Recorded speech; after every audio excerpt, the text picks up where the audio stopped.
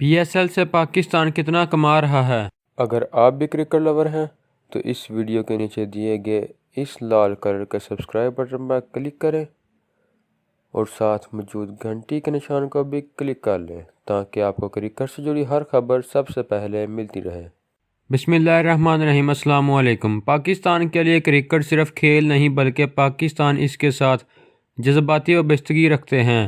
Cricket stadium میں داخل ہونے کے لیے پاکستانیوں نے طویل جدوجہد کی اور دہشت گردی کو شکست دے کر کھیل کے میدان دوبارہ آباد کیے ہیں۔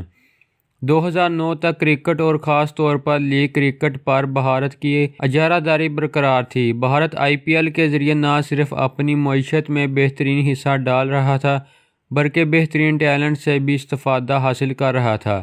پاکستان کے عزم اور کرکٹ کے جنون نے PSL کی بنیاد رکھی تو اس کی کامیابی دنیا نے دیکھی۔ پہلے سیزن کے لیے قطر کو میزبان ٹھہرایا گیا مگر پھر مارکیٹ کے تجزیے اور امارات کرکٹ بورڈ سے معاملات طے پانے پر عرب امارات PSL کا ہوم وینیو بن گیا۔ حکومت کے اعداد و شمار کے مطابق سیزن 1 کا منافع صرف $2.5 ملین تھا، لیکن پھر بھی دیکھا جائے تو ایسی پاکستانی لیگ جس کا ایک میچ بھی پاکستان میں نہ ہو، جس میں سب سے بڑی کرکٹ مارکیٹ بھارت کا ایک بھی کھلاڑی شریک نہ ہو اور شیڈول بھی بمشکل 2 ہفتوں پر محیط تھا، اس کی آمدن اگر $26 لاکھ ہو تو اور کیا چاہیے۔ یہ خسارہ نہیں، منافع ہی تھا۔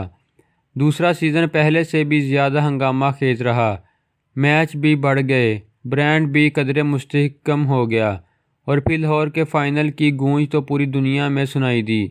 دوسرے سیزن کا ریونیو $109 ملین رہا، جو تقریباً $10 لاکھ بنتے ہیں۔ پاکستان میں لیگ کرکٹ کے آغاز کے ساتھ ہی مقامی انڈسٹری بھی مضبوط تر ہوتی رہی۔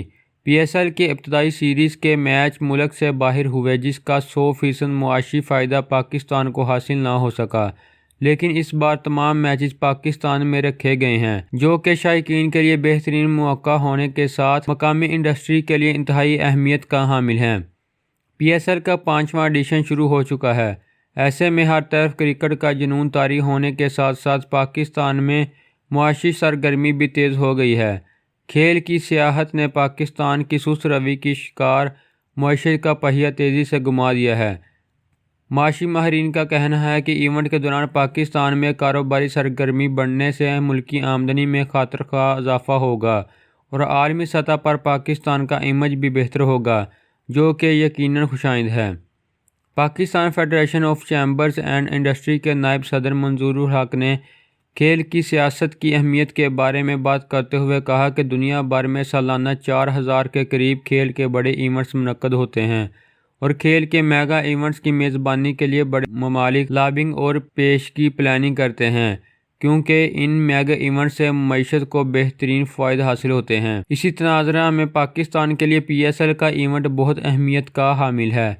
PSL میں جہاں مقامی کھلاڑی حصہ لیتے ہیں وہیں بہت سے بین الاقوامی کھلاڑی بھی مختلف ٹیموں کا حصہ بنتے ہیں، جس سے شائقین کرکٹ مزید پرجوش ہوتے ہیں۔ بین الاقوامی کھلاڑیوں میں نمایاں نام ڈیرن سمی کا ہے، جو ہمیشہ سے PSL کا حصہ رہے۔ ان کی پاکستان میں کھیل کے فروغ کے لیے کاوشوں کو سراہتے ہوئے حکومت پاکستان نے انہیں اعلیٰ ترین شہری ایوارڈ دینے کا اعلان کیا ہے، ساتھ ہی انہیں پاکستان کی اعزازی شہریت دینے کا بھی اعلان کیا ہے۔